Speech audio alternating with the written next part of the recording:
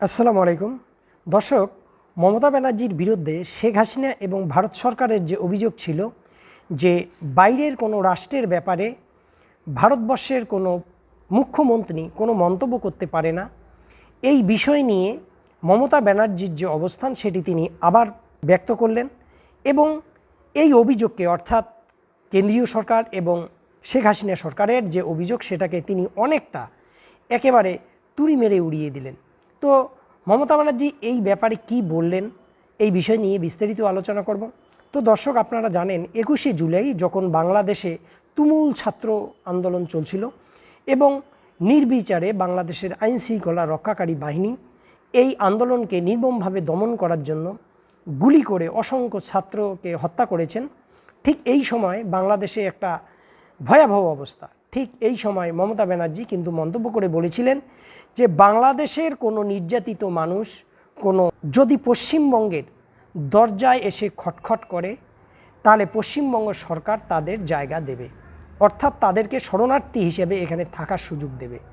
তো দর্শক, মমতা ব্যানার্জি কেন এই কথাটি বললেন? এই কথাটি বলাতে শেখ হাসিনার অনেকটা কষ্ট লেগেছে।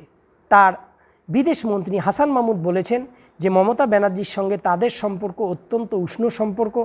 কেন তিনি এ কথা বললেন? এই কথা বলার মধ্য দিয়ে বিভ্রান্তি সৃষ্টি হয়েছে। ফলে এই হাসান মাহমুদ তারা কেন্দ্রীয় সরকারের সঙ্গে যেহেতু তাদের একটি নিবিড় এবং খুবই ঘনিষ্ঠ একটি সম্পর্ক, কেন্দ্রীয় সরকারকে দিয়ে মমতা ব্যানার্জিকে কিছুটা অপদস্থ করার রাস্তায় হাঁটলেন।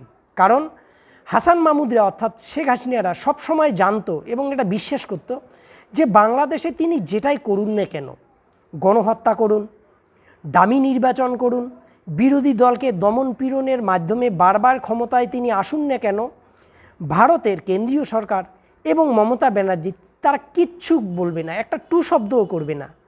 মানবাধিকারকে লঙ্ঘন করবে, মানে এত কিছু দেখার পরেও কেউ কিছু বলবে না।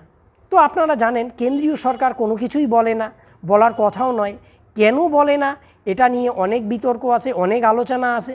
কিন্তু যেহেতু পশ্চিমবঙ্গের মুখ্যমন্ত্রী মমতা ব্যানার্জি তিনি যথেষ্ট মানবিক, তিনি অনেকটা আবেগতাড়িত হয়ে বক্তৃতায় এই কথাটা বলেছিলেন, একেবারে মানবিক দৃষ্টিতে এ কথা বলেছিলেন। যখন এটা নিয়ে বিতর্ক হচ্ছিল তখন মমতা ব্যানার্জি কিন্তু বলেছিলেন যে যুক্তরাষ্ট্রীয় কাঠামোয় এবং রাষ্ট্রপুঞ্জের একটা নীতিই হচ্ছে যে পাশের এলাকায় মানুষ যদি মানবাধিকারের হরণের শিকার হয় সেক্ষেত্রে সেখানকার মানুষজন যদি পাশের কোনো এলাকায় এসে আশ্রয় চায় সেক্ষেত্রে তাদের শরণার্থী হিসেবে আশ্রয় দেওয়া যাবে। তো যাই হোক, এই ব্যাপারটা থেকে বোঝা যায় যে বাংলাদেশের অবস্থা খুবই খারাপ। এটা বাংলাদেশ সরকারের খুব মানসম্মান চলে গেল, কিন্তু বাস্তবতা তো তাই। নির্বিচারে আপনারা গুলি করে অসংখ্য মানুষকে হত্যা করেছেন, ইন্টারনেট ব্যবস্থা বন্ধ করে আপনারা ধ্বংসযজ্ঞ চালিয়েছেন, আইন শৃঙ্খলা রক্ষাকারী বাহিনীকে দিয়ে শত শত মানুষকে হত্যা করেছেন, আহত করেছেন। এরপরেও মমতা ব্যানার্জিকে চুপ থাকতে হবে কেন্দ্রীয় সরকারের মতো। কেন্দ্রীয় সরকারের সঙ্গে শেখ হাসিনার নিবিড় সম্পর্ক থাকতে পারে, এই সম্পর্কের ভালো দিক মন্দ দিক সব কিছুই আলোচনার বিষয়। কিন্তু মমতা ব্যানার্জির কী স্বার্থ আছে? তো তিনি মানবিক দৃষ্টিতেই কিন্তু এটা বলেছিলেন।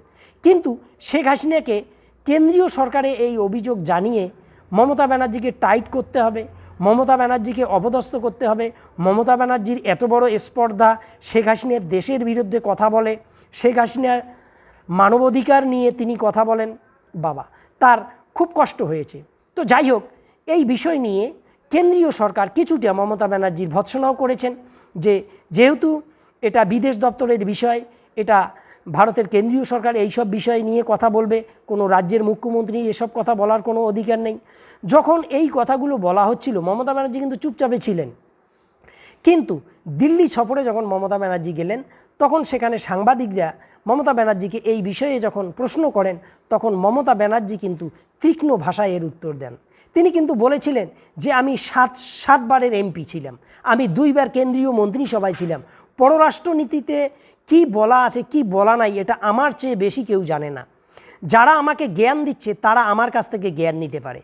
তো দর্শক, এই যে মমতা ব্যানার্জির যে অবস্থানটা, এই অবস্থানটার থেকে একেবারে খুব জোরালোভাবে আরও একটা বিষয় প্রতিষ্ঠিত হলো যে বাংলাদেশের মানবাধিকার নিয়ে তার যে প্রশ্ন, তার যে সংশয়, তার যে ভিতরের যে আবেদন সেটা তিনি বলবেন এবং এই বক্তব্যের মধ্য দিয়ে তিনি বাংলাদেশের আন্দোলনকারী ছাত্রছাত্রী এবং জনগণের সঙ্গে তার একাত্মতাবোধ আরও কিন্তু প্রকাশ করলেন। তো দর্শক, শেখ হাসিনা এবং কেন্দ্রীয় সরকার চাইছিল একটা, কিন্তু মমতা ব্যানার্জি যে ভাষায় উত্তর দিলেন তাতে কিন্তু অনেকটা হিতে বিপরীত হলো এবং মমতা ব্যানার্জির এই অবস্থান নিঃসন্দেহে বাংলাদেশে আন্দোলনকারীদের জন্য আরও একটি অক্সিজেন। তো দর্শক, ভালো থাকুন, সুস্থ থাকুন, আল্লাহ হাফেজ।